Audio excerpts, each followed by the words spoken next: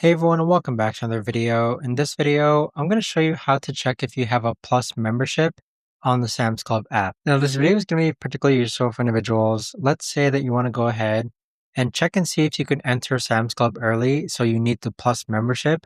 How do you actually go ahead and check and see if you have a Plus membership? Now, this video is going to be short, sweet, and simple, guys. There's not going to be a lot of steps involved.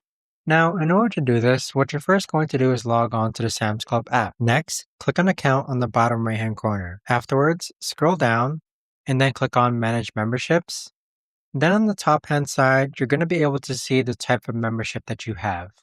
So as you can see, we have a Plus membership, so we are allowed to go into the Sam's Club early. But that right there, guys, is the best and easiest way that I know of to actually go ahead and check and see if you have a Plus membership on the Sam's Club app. If you guys know of a better or easier way to actually do this, let me know in the comments down below. I would love to know. Thanks so much for watching, everyone, and I'll see you guys all in the next video.